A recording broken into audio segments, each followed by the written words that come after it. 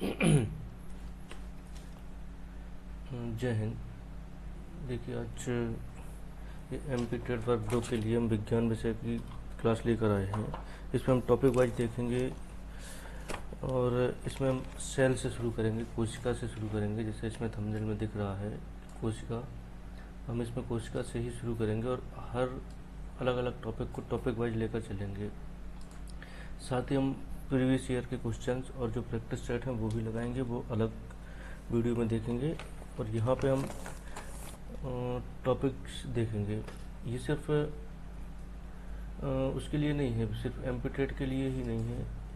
ये जितने भी TT हैं, चाहे रीट हो, चाहे CTET हो और चाहे UP टेट हो, जितने भी TT हैं, छत्तीसगढ़ का हो गया, जहाँ का भी है, हरियाणा का है, तो हर जगह के जिसमें विज्ञान विषय आएगा। इसके अलावा जो भी पेपर और भी जो परीक्षाएं हैं जिसमें साइंस आना है, उसके लिए ये बहुत इम्पोर्टेंट है। इसमें हम एक एक टॉपिक को कॉन्सेप्ट क्लियर करके देखते चलेंगे। तो चलिए हम शुरू करते हैं। सबसे पहले हम देखेंगे जूलॉजी क्या है। देखिए, इसमें जूलॉजी देखेंगे। देखिए, विज्ञान में हम 3 चीज़ें पढ़ेंगे।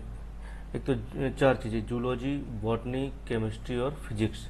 तो यहाँ पे हम जूलॉजी देख रहे हैं, इसके बाद हम बॉटनी वाला देखेंगे। तो हम सबसे पहले समझते हैं जूलॉजी क्या है। बायोलॉजी में 2 हैं, देखिए, एक जूलॉजी, एक बॉटनी। तो जूलॉजी का पहले देखते हैं। बायोलॉजी की देखिए 2 मुख्य शाखाएं हैं, पहला बॉटनी और दूसरा जूलॉजी। बॉटनी को हम बोलते हैं वनस्पति विज्ञान। क्या बोलते हैं? वनस्पति विज्ञान। वनस्पति विज्ञान क्या होता है कि जिसमें हम पेड़ पौधों का अध्ययन करते हैं। पेड़ पौधों और घास फूस का अध्ययन करते हैं, उसको हम बॉटनी कहते हैं। बॉटनी मतलब वनस्पति, वनस्पति मतलब वनों की पत्तियां, पेड़ पौधों का जहाँ अध्ययन करते हैं उसको हम वनस्पति।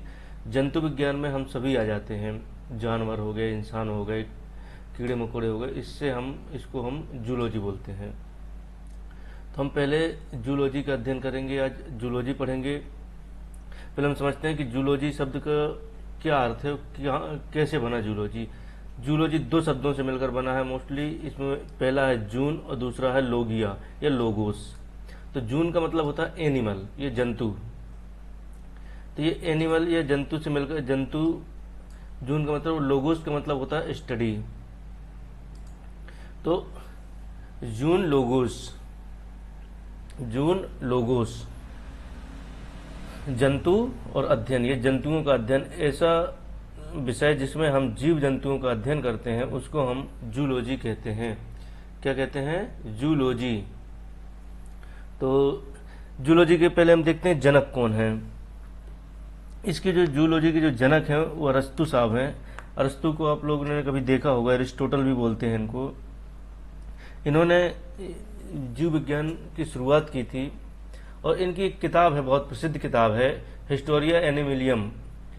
हिस्टोरिया एनिमिलियम, इसमें इन्होंने जीवों के 500 जीवों का वर्गीकरण किया। कितने जीवों का? 500 जीवों का वर्गीकरण किया है। हिस्टोरिया एनिमिलियम में 500 जीवों का वर्गीकरण किया है। आज हम जो हमारा आज का टॉपिक है वो है सेल। हम कहाँ से शुरू करेंगे? सेल से। सेल क्या होती है, कोशिका क्या होती है। देखिए, हम जब घर बनाते हैं तो हमारे घर में दीवारें होती हैं। क्या होती हैं? दीवारें। 4 दीवारों से मिलकर एक, 4 दीवार और छत से मिलकर एक घर बनता है। लेकिन वो दीवारें भी ईंटों से मिलकर बनती हैं, बहुत छोटी छोटी ईंटें। देखिए, छोटी छोटी ईंटें मिलकर ऐसे दीवार बनाती हैं। तो जो हमारे मकान की सबसे छोटी इकाई है वो क्या होती है? ईंट। ईंट नहीं होंगी तो घर नहीं बनेगा। ईंटों से मिलकर ही दीवार बनती है, दीवारों से मिलकर हमारा घर बनता है।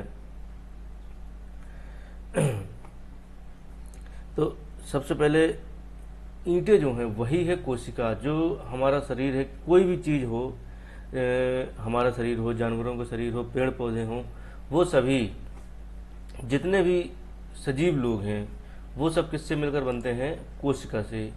ये सबसे छोटी चीज़ है। जैसे कि मकान बनाने के लिए ईंट होती है सबसे छोटी, वैसे ही जिंदा लोगों की सबसे छोटी चीज़ क्या है? वो है ये कोशिका।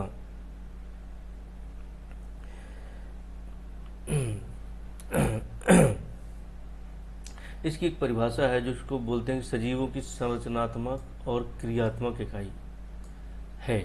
कोशिका क्या है? कोशिका सजीवों की संरचनात्मक और क्रियात्मक इकाई है। इसका मतलब क्या है? ये एक संरचना भी होता है इसमें, और क्रिया कार्यक्रम भी होता है। जो हम काम करते हैं, खाते हैं, पीते हैं, सोते हैं, सांस लेते हैं, वो सारे काम ये कोशिका करती है। क्या करती है? जो काम हम करते हैं वही काम कोशिका करती है। कोशिका के अध्ययन को साइटोलॉजी कहते हैं। क्या कहते हैं? साइटोलॉजी। साइटो, देखिए लोगोस का यहाँ पे लोजी है, तो लोजी का मतलब होता है लोगोस, और लोगोस का मतलब होता है अध्ययन या स्टडी, और साइटो का मतलब सेल। तो जहाँ सेल का अध्ययन किया जाता है उसे साइटोलॉजी कहते हैं। सी से सेल, सी से साइटोलॉजी। साइटोलॉजी, कोशिका के अध्ययन को क्या कहते हैं? साइटोलॉजी। कोशिका के अध्ययन को क्या कहते हैं? साइटोलॉजी। और ये सजीवों की संरचनात्मक और क्रियात्मक इकाई है। ये सारे काम करती है, खाती पीती भी है, सांस भी लेती है। ये चलती फिरती नहीं है अलग से हमारे शरीर में। ये इतनी छोटी होती है कि अगर एक चींटी काटी जाए आपको, और उसमें से नाखून से थोड़ी सा अगर आप अपना चमड़ी निकाल लें, उसमें हजारों कोशिकाएं होंगी, इतनी छोटी रहती है। तो इसको हम वैसे नहीं देख सकते, इसको हम देखते हैं माइक्रोस्कोप या सूक्ष्मदर्शी से। सूक्ष्मदर्शी से इसको देखा जाता है। तो इसके अध्ययन को समझ में आया। क्या कहते हैं? साइटोलॉजी। ये सजीवों की कार्यात्मक और संरचनात्मक और क्रियात्मक इकाई है। इसके अध्ययन को हम क्या कहते हैं? साइटोलॉजी कहते हैं। आगे चलते हैं, इसकी खोज का इतिहास देखते हैं, किसने क्या खोजा। देखिए सबसे पहले कोशिका, जिंदा कोशिका नहीं खोजी गई थी। एक व्यक्ति हुआ करते थे, रॉबर्ट हुक। क्या है? Robert Hooke. तो ये रॉबर्ट हुक साहब एक बार 1665 का समय था। उस समय क्या कर रहे थे? ये बैठे हुए थे। इन्होंने कॉर्क का टुकड़ा देखा। क्या देखा? कॉर्क का टुकड़ा देखा। उसको इन्होंने काटा, और काटना शुरू करते गए, करते गए, करते गए। जहां तक वो काटते गए वहां तक उन्होंने काटते गए, बहुत छोटा सा बना दिया। और उससे इन्होंने ये कहा कि ये जो कॉर्क है ये छोटी छोटी चीज़ों से मिलकर बना है, और उसको सेलुला कहते हैं। एक छोटा कमरा, सेलुला का मतलब छोटा कमरा होता है। तो रॉबर्ट हुक साहब ने एक सबसे, जब कॉर्क के टुकड़े को काटते गए तो उन्हें एक बहुत छोटी चीज़ दिखी। उसने बोला कि यार ये इस चीज़ों से मिलकर बना है, और यही थी पहली कोशिका। इसको मृत, डेड सेल थी ये क्या थी? ये डेड सेल थी। सबसे पहले देखा था किसने? रॉबर्ट हुक साहब ने इसको देखा कॉर्क के टुकड़े पे, जो मरी हुई सेल थी, जिंदा नहीं थी। इसकी देखिए ट्रिक लिखी है, इन्होंने हुक में फंसाकर मरी हुई कोशिका को बाहर निकाला। हुक में फंसाकर मरी हुई कोशिका को बाहर निकाला। तो कोशिका की जो खोज हुई है, शुरुआत हुई है, वो रॉबर्ट हुक ने ही की है। किसने की है? Robert Hooke. Robert Hooke. इसको याद कैसे रखेंगे कि हुक ने मरी हुई कोशिका को खींचकर बाहर निकाला, या हुक में फंसाकर मरी हुई कोशिका को बाहर निकाला। तो रॉबर्ट हुक ने पहले कोशिका की खोज की, और वो कैसी कोशिका थी? मरी हुई कोशिका थी। मरी हुई कोशिका थी, मरी हुई कोशिका थी, मृत कोशिका। ये कॉर्क के टुकड़े में देखी गई थी मरी हुई कोशिका। इसके बाद 1665 में जब ये इन्होंने देखा तो इसकी बड़ी चर्चा हुई कि यार ये हर चीज़ छोटी छोटी चीज़ों से बनी है। इस पर और वैज्ञानिकों ने रिसर्च की।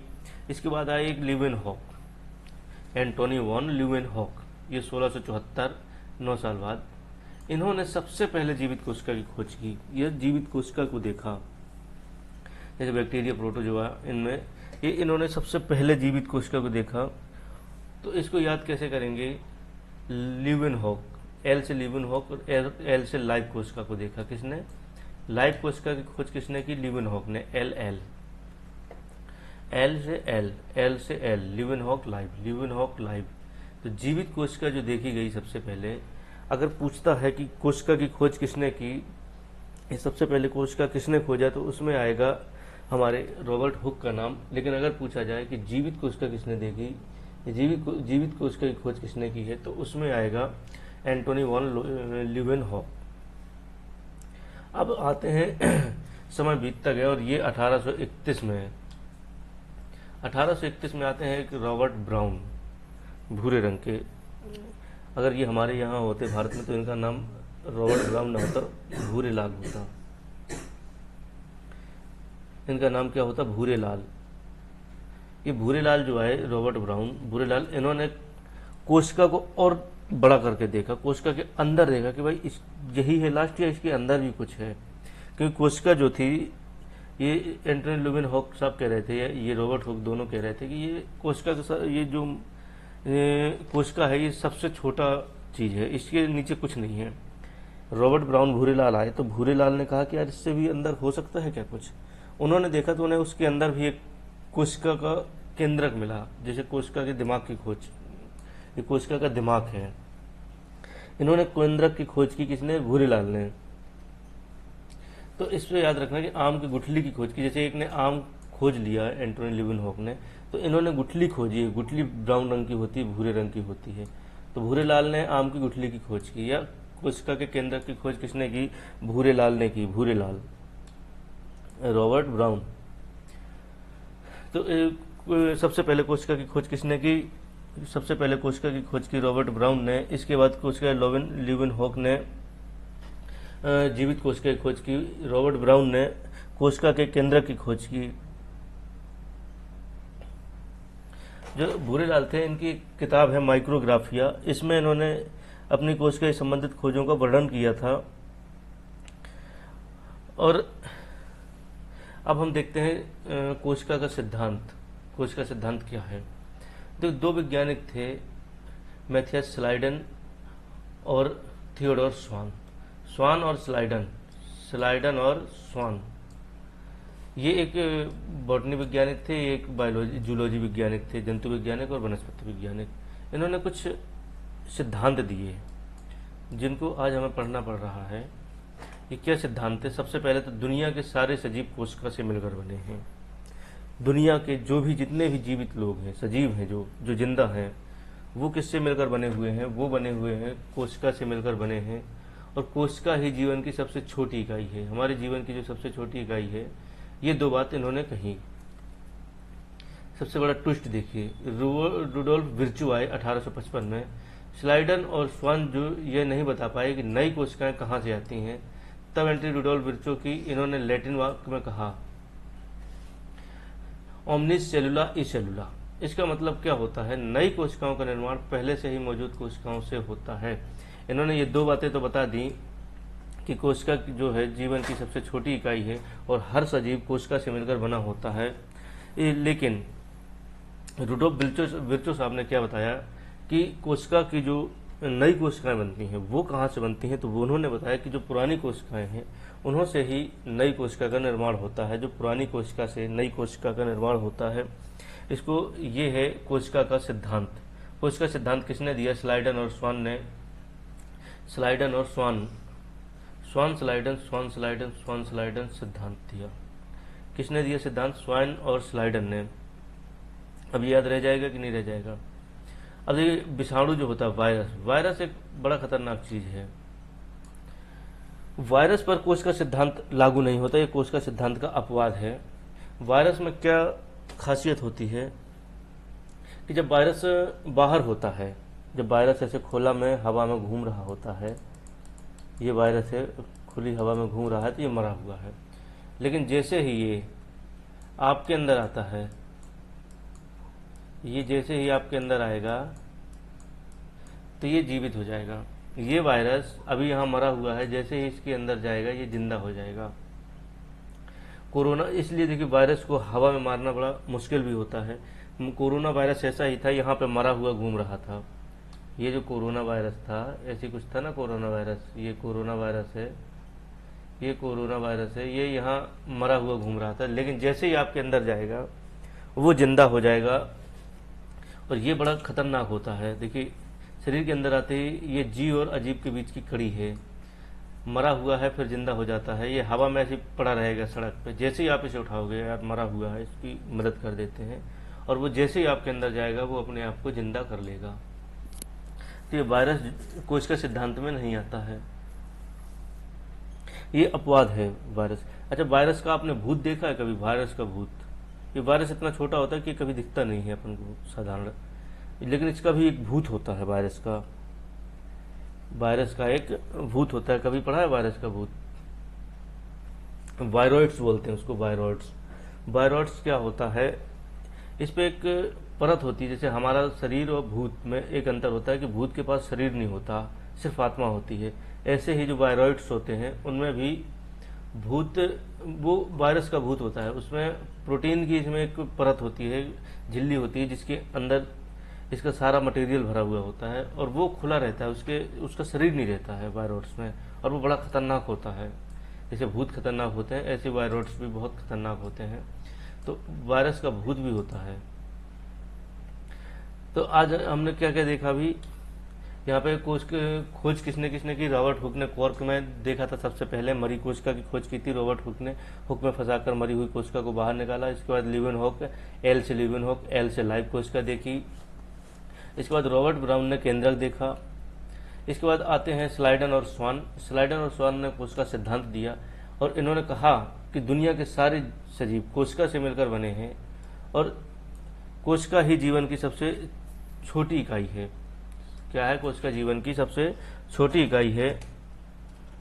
ये बात इन्होंने बोली। अब हम देखते हैं आगे, थोड़ा सा इसको समझते हैं, कोशिकाओं के बारे में कुछ बातें। क्या है? देखिए, दुनिया की सबसे छोटी कोशिका कौन है? माइक्रोप्लाज्मा। दुनिया की जो सबसे छोटी कोशिका है वो क्या है? माइक्रोप्लाज्मा। इसका साइज बहुत छोटा होता है, 0.1 से 0.5 माइक्रोमीटर होता है, बहुत छोटा होता है। सबसे छोटी कोशिका जो होती है माइक्रोप्लाज्मा होती है। सबसे दुनिया की सबसे बड़ी कोशिका शुतुरमुर्ग का अंडा होता है। यह है शुतुरमुर्ग का अंडा, देख लीजिए, जिसको ऑमलेट बनाना हो बना लो। और ये इतनी बड़ी होती है कि बिना माइक्रोस्कोप के भी दिख जाती है। तो दुनिया की सबसे छोटी कोशिका हो गई माइक्रोप्लाज्मा, दुनिया की सबसे बड़ी कोशिका होती है शुतुरमुर्ग का अंडा। और हमारे जो शरीर की सबसे लंबी कोशिका, हमारे शरीर की लंबी कोशिका ये है न्यूरॉन या नर्वस सेल होती है। न्यूरॉन या नर्वस सेल होती है, ये हमारे शरीर की सबसे बड़ी कोशिका होती है, सबसे लंबी कोशिका होती है। इसको तंत्रिका कोशिका भी बोलते हैं। ये दिमाग से लेकर रीढ़ की हड्डी तक फैली हुई होती है, इतनी बड़ी होती है कि ये हमारे दिमाग से लेकर रीढ़ की हड्डी तक फैली हुई होती है। इसको हम क्या बोलते हैं? तंत्रिका कोशिका, न्यूरॉन बोलते हैं, नर्वस सेल। और मानव शरीर की सबसे बड़ी कोशिका कौन सी होती है? ये सबसे लंबी कोशिका है, सबसे बड़ी नहीं है, सबसे लंबी कोशिका है। सबसे बड़ी कोशिका मानव शरीर की क्या होती है? ओवम। ये सिर्फ महिलाओं में पाई जाती है। और मानव शरीर की सबसे छोटी कोशिका शुक्राणु या स्पर्म होता है। स्पर्म पुरुषों में केवल पाया जाता है। कुछ किताबों में देखो आरबीसी, ये सेरिबेलम की ग्रेन्युअल सेल को भी माना जाता है। ये प्रमाणिक तौर पर स्पर्म ही है। कुछ किताबें कहती हैं कि सेरिबेलम की ग्रेन्युअल सेल को भी माना जाता है, लेकिन ये प्रमाणित तौर पर क्या है? स्पर्म ही है। तो दुनिया की सबसे छोटी कोशिका कौन है? दुनिया की सबसे छोटी कोशिका कौन है? माइक्रोप्लाज्मा। दुनिया की सबसे बड़ी कोशिका कौन सा? शुतुरमुर्ग का अंडा। हमारे शरीर की सबसे लंबी कोशिका ये है नर्वस सिस्टम या नर्वस सेल, तंत्रिका कोशिका। हमारे शरीर की सबसे बड़ी कोशिका देखिए ये है ओवम। ये क्या है? ओवम इतना बड़ा होता है, अंडाणु बोलते हैं इसको। और ये होता है स्पर्म। ये इसलिए दिख रहा है, इसके मुकाबले स्पर्म कितना छोटा है। ये है हमारे शरीर की सबसे छोटी कोशिका, ये है सबसे बड़ी कोशिका। अब हम देखेंगे कोशिका के प्रकार की कोशिका कितने प्रकार की होती है। अभी कोशिका के हमें क्या देखना है? प्रकार देखना है। प्रकार समझेंगे हम कोशिका के कितने प्रकार होते हैं कोशिका के। तो कोशिका के प्रकार जो है, दो प्रकार की कोशिकाएं होती हैं। एक होती है प्रोकैरियोटिक कोशिका, एक होती है यूकैरियोटिक कोशिका। देखिए यहाँ पे कुछ लिखा हुआ है, क्या इसको कॉपी नहीं कर सकते हैं? इसको कॉपी करते हैं, इसको क्या कॉपी कर सकते हैं? नहीं कर सकते हैं। देखिए कोशिका को आपको हम लाइव दिखाते हैं, यहाँ पे थोड़ा सा लाइव कोशिका दिखाते हैं।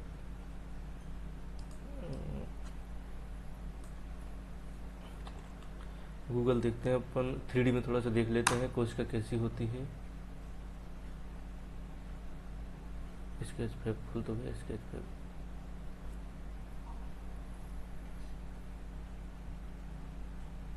यहाँ पे हम देखते हैं कोशिका, सेल।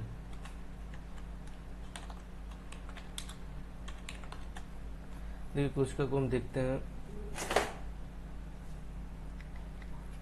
यहाँ पे सेल, आप लोग अपने मोबाइल पे भी देख सकते हैं सेल कैसी होती है। हम आपको कोशिका दिखाते हैं सेल कैसी है।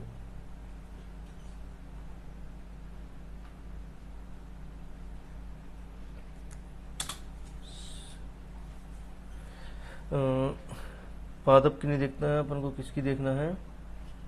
अपन को देखना है जंतु की सेल देखना है। तो ये है, देखिए कोशिका ऐसी होती है, ये है कोशिका।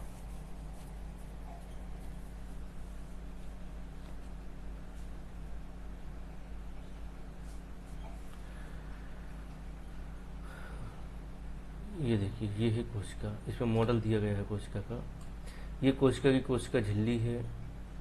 यहाँ पे अलग अलग चीज़ें दिखाई गई हैं। देखिए ये सही नहीं है मॉडल, तो बदलते हैं।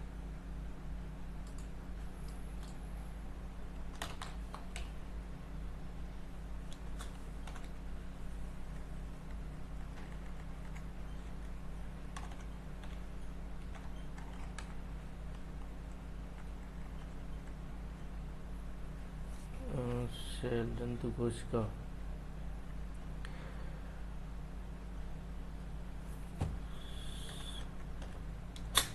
सेल इसमें सही नहीं आ रही है। ये देखिए सेल, ये है पार्ट्स ऑफ सेल, ये है सेल। देखिए सेल में हमने अभी तक क्या क्या जाना कि कोशिका के अध्ययन को साइटोलॉजी कहते हैं। एक प्रत्येक जीवधारी की जो है क्रियात्मक और संरचनात्मक इकाई है सभी। ये है कोशिका की।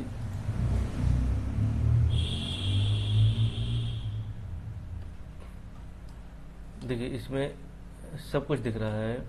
ये गोल्जी बॉडीज है, केंद्रक है, माइटोकॉन्ड्रिया भी है।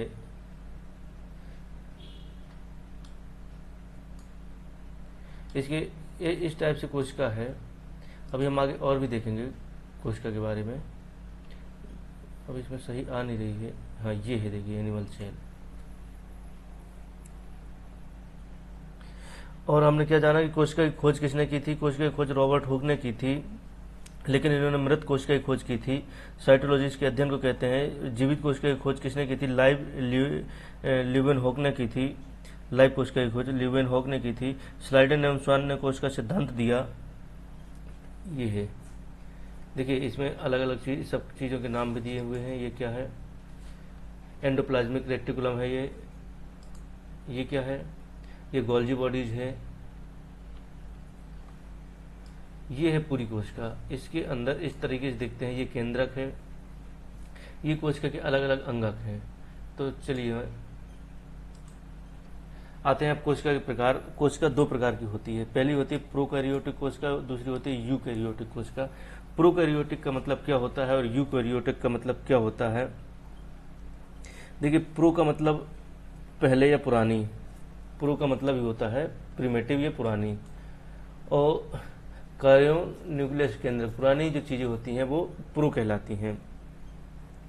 ये बहुत पिछड़ी और अधूरी कोशिका होती है। प्रोकैरियोटिक क्या है? ये बहुत पिछड़ी और अधूरी कोशिका होती है। और यूकैरियोटिक, यू का मतलब होता है ट्रू या सच्चा। ये पूरी तरीके से विकसित और आधुनिक अमीर कोशिका है। अमीर, इसके पास बहुत पैसा है नई कोशिका के पास। अरे अमीर का मतलब है सारे अंगक हैं इसके पास। इसके पास ये कुछ अंग नहीं है, इसमें कोई केंद्रक ही नहीं है। इसमें सबसे मेन चीज है केंद्रक नहीं होता। केंद्रक की सॉरी केंद्रक के चारों तरफ कोई दीवार नहीं होती। केंद्रक ऐसे ही आवारा सा होता है। इसके अंदर एक शानदार वीआईपी केंद्रक होता है जिसके चारों तरफ मजबूत बाउंड्री होती है। और इसके अंदर देखिए प्रोकैरियोटिक कोशिका के अंतर्गत कौन आते हैं, यूकैरियोटिक में कौन आते हैं, इनको समझना बड़ा जरूरी है। प्रोकैरियोटिक के अंदर आते हैं माइक्रोकांड्रिया, गोल्जिकाए नहीं पाए, वो शरीर में माइटोकांड्रिया नहीं पाए जाते हैं। ये बैक्टीरिया वगैरह में होता है। नीली हरी शैवाल जो होती हैं इनमें होता है। माइक्रोकांड्रिया होता है, लाइसोसोम सब होता है। तो हमसे अगर पूछा जाए कि मानव के अंदर कौन सी कोशिकाएं पाई जाती हैं, तो मानव के अंदर, ये जानवरों के अंदर यूकैरियोटिक कोशिकाएं होती हैं। तो फिर प्रोकैरियोटिक किसमें होते हैं? ये बैक्टीरिया वगैरह में होता है। ये पिछले बार के एक पेपर में पूछा गया था कि निम्न में से किस में प्रोकैरियोटिक कोशिका है। ये डायरेक्ट नहीं पूछा था, लेकिन उसमें एक बैक्टीरिया का नाम दिया गया था। उसमें पूछा गया था उसमें कि इसमें निम्न में से किस में प्रोकैरियोटिक कोशिका है। मैंने अपने उसमें प्रैक्टिस में बताया भी है। प्रोकैरियोटिक कोशिका का मतलब है जो आधी अधूरी हैं। एक ऐसा जैसे कमरे में हॉस्टल में एक लड़का रहता है, तो उसकी सारी चीज़ें बिखरी हुई रहती हैं। कैसे? कहीं कॉफ़ी डली है, कहीं टिफिन डला है, कहीं गैस में खाना बन रहा है, कहीं गंदे बर्तन डले हैं, बिस्तर अलग फैला पड़ा है। लेकिन जहाँ मम्मी रहती हैं वहाँ सारी चीज़ें एकदम सिस्टमेटिक रहती हैं। तो जहाँ अकेले रहते हैं लड़के लोग वो है प्रोकैरियोटिक, जहाँ मम्मी लोग रहती हैं वो है यूकैरियोटिक। तो प्रोकैरियोटिक का मतलब है बिखरा हुआ, सारी चीज़ें अधूरी अधूरी सी, और यूकैरियोटिक का मतलब सिस्टमेटिक। इसके बाद हम कोशिका के अंगक पढ़ते हैं कि कोशिका के अंदर क्या क्या पाया जाता है। तो सबसे पहले हम कोशिका के अंदर पढ़ते हैं कोशिका भित्ति। कोशिका भित्ति सेल वॉल और सेल मेम्ब्रेन, सेल वॉल और सेल मेम्ब्रेन, ये क्या चीज़ है? देखिए, भित्ति और झिल्ली दोनों एक ही चीज़ है, लगभग सेम चीज़ है। ये बाहर की चीज़ें दिख रही है, ये इसको बोलते हैं भित्ति। भित्ति मतलब दीवार। सबसे पहले बात करते हैं कोशिका की बाहरी बाउंड्री की। यहाँ बच्चे, कोशिका भित्ति सिर्फ पौधों का कवच। कोशिका भित्ति जो होती है, देखिए कोशिका भित्ति और कोशिका झिल्ली में क्या अंतर है? कोशिका झिल्ली जो होती है वो सभी में पाई जाती है, सब में, चाहे पौधे हों चाहे जंतु हों, सब में पाई जाती है। और जो कोशिका भित्ति होती है वो केवल पौधों में पाई जाती है, केवल पौधों में। ये है सिर्फ पौधों का कवच। कहाँ पाई जाती है? केवल पादप कोशिकाओं में पाई जाती है। कहाँ? कवक और बैक्टीरिया में होती है कोशिका भित्ति। ये देखिए, ये कोशिका के अंदर जो है, ये जो कोशिका के अंदर है, ये जो है इसको बोलते हैं कोशिका झिल्ली। ये जो अंदर वाला पूरा सिस्टम है, इसको, ये वाली दीवार, इसको बोलते हैं कोशिका झिल्ली। ये चारों तरफ जो फैली हुई है ये कोशिका झिल्ली है, और ये है कोशिका भित्ति। ये जो बाहर वाली है हरे रंग की, इसको बोलते हैं कोशिका भित्ति। ये केवल जंतुओं में वो पादपों में होती है। कोशिका झिल्ली सभी में होती है, लेकिन ये बाहर वाली जो होती है ये केवल, ये मृत, मोटी और पूरी तरह पारगम होती है। कोशिका भित्ति क्या होती है? पारगम होती है, इससे बाहर आ जा सकते हैं। मोटी होती है, मजबूत होती है, क्योंकि पेड़ों को कोशिकाओं को सहारा देने के लिए कि डैमेज ना हो कोशिका, इसके लिए ये मजबूती से बनाई जाती है कोशिका भित्ति। किसकी बनी होती है? ये सेलुलोज की बनी होती है। दुनिया का सबसे प्रचुर मात्रा में पाया जाने वाला ऑर्गेनिक कंपाउंड है। कवक में एक काइटिन की बनी होती है। मोस्टली ये काय की बनती है? सेलुलोज की बनी होती है।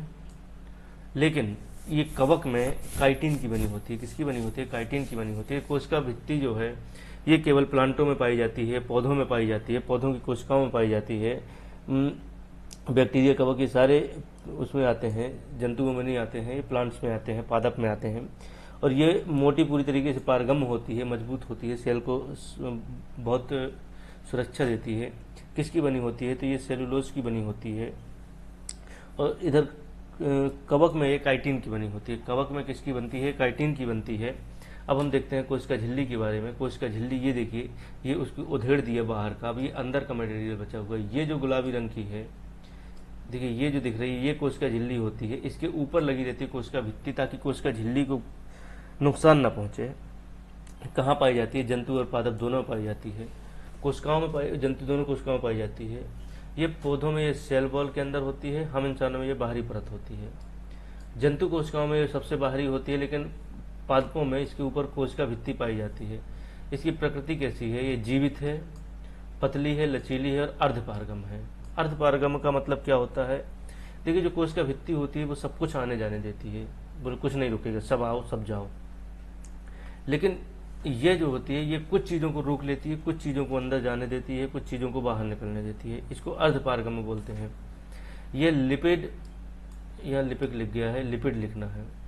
ये लिपिड और प्रोटीन से मिलकर बनी होती है। इसे लाइपोप्रोटीन भी कहते हैं। क्या कहते हैं? लिपिड और प्रोटीन से मिलकर जो बनता है उसे लाइपोप्रोटीन कहते हैं।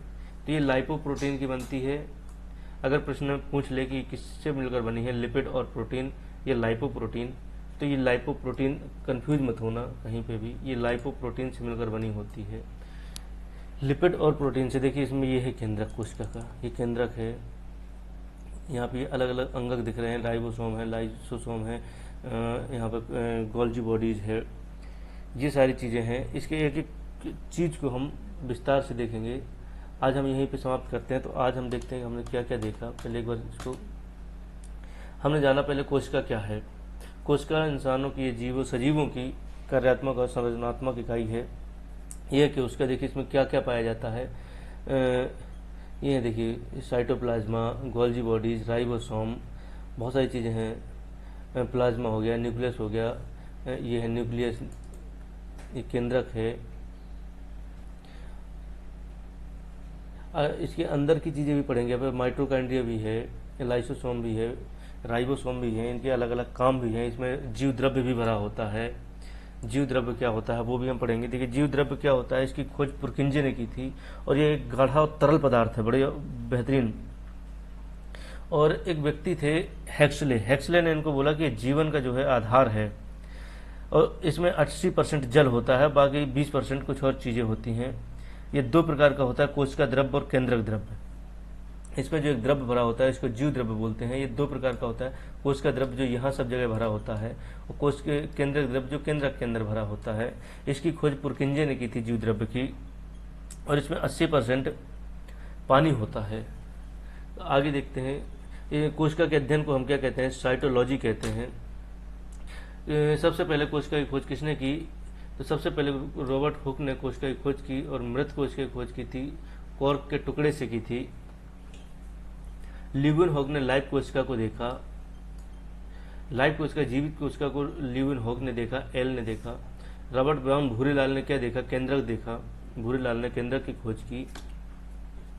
अब देखा हमने कोशिका सिद्धांत। कोशिका सिद्धांत किसने दिया, स्लाइडन और स्वान ने दिया। और इन्होंने अपने सिद्धांत में क्या कहा कि कोशिका, दुनिया के सारे सजीव कोशिका से मिलकर बने हैं। कोशिका ही जीवन की सबसे छोटी इकाई है। और जो विर्चो थे, इन्होंने एक बात बताई कि नई कोशिका का निर्माण कैसे होता है। तो उन्होंने बताया, विर्चो ने, कि नई कोशिका का जो निर्माण है वो पुरानी कोशिकाओं से होता है। कोशिका सिद्धांत का अपवाद क्या है, वायरस क्या होता है, बाहर तो जिंदा घूमता है, लेकिन अंदर जैसे ही किसी के अंदर प्रवेश करता है वो जिंदा हो जाता है, हवा में मरा हुआ रहता है। इसके बाद हमने देखा कि दुनिया की सबसे छोटी कोशिका माइकोप्लाज्मा है। दुनिया की सबसे बड़ी कोशिका शुतुरमुर्ग का अंडा है। शुतुरमुर्ग देखो कैसा देख रहा है। दुनिया की सबसे बड़ी कोशिका शुतुरमुर्ग का अंडा है। मानव शरीर की सबसे लंबी कोशिका ये है अपने नर्वस सेल है, ये तंत्रिका कोशिका है। मानव शरीर की सबसे बड़ी कोशिका अंडाणु है, ओवम है। मानव शरीर की सबसे छोटी कोशिका स्पर्म है। इसके बाद देखते हैं हमने कोशिका के प्रकार। कोशिका दो प्रकार की होती है, पहले प्रोकैरियोटिक जो सही से विकसित नहीं हो पाई, और दूसरा है यूकैरियोटिक। प्रोकैरियोटिक में क्या होता है, केंद्रक में एक प्रॉपर जो कवर होता है वो कवर नहीं होता है, केंद्रक स्पष्ट केंद्रक वॉल नहीं होता है, चारों तरफ कोई दीवार नहीं होती है। कोशिका में ऐसे ही बिखरा होता है उसका सामान। जो प्रोकैरियोटिक होता है वो संपूर्ण कोशिका होती है, कंप्लीट कोशिका होती है, ये विकसित होती है पूरी तरीके से। प्रोकैरियोटिक कोशिकाओं में कौन कौन आते हैं, बैक्टीरिया, नीले हरे शैवाल आते हैं। इसमें हम, इंसान, जानवर, पेड़ पौधे, इनकी कोशिकाएं आती हैं प्रोकैरियोटिक में, यूकैरियोटिक में। इसके बाद हमने देखा था कोशिका भित्ति और कोशिका झिल्ली में अंतर। तो कोशिका भित्ति पादपों में पाई जाती है, और कोशिका झिल्ली सभी में पाई जाती है। ये बाहर का चीज जो है कठोर, ये सेलुलोज की बनी होती है, और कवक में ये काइटिन की बनती है। कवक में कैसे कवक, का से कवक, का से काइटिन, कवक को फंगी बोलते हैं। तो कवक में काइटिन की बनी होती है, और बाकी पादपों में ये सेलुलोज की बनी होती है, बहुत मजबूत होती है। कोशिका झिल्ली को वो करती है, ये मृत होती है और पूर्णतः पारगम होती है, इसे रोकती नहीं है कुछ भी। लेकिन जो कोशिका झिल्ली होती है ये अर्ध पारगम होती है, कुछ चीज़ों को रोक लेती है, कुछ को जाने देती है। ये देखिए, ये जो इसमें भरा हुआ है, ये गाढ़ा गाढ़ा सा, इसी को जीव द्रव्य बोलते हैं। यहाँ पे ये जो भरा हुआ है इसको हम केंद्रक द्रव्य बोलते हैं, जो केंद्रक के अंदर भरा हुआ है। इसके बाद हम देखते हैं कोशिका के अंगकों को देखेंगे। हम एक एक अंग को कल हम समझेंगे। आज हम यहीं पे ख़त्म करते हैं। कल से हम पढ़ेंगे माइटोकॉन्ड्रिया। कल हम इसके पूरे कोशिका के जो अंगक हैं उनको पढ़ेंगे, उनके कार्य पढ़ेंगे, किसमें क्या होता है। इसके बाद आगे चलेंगे। तो आज के लिए बस इतना ही। नमस्कार, जय हिंद।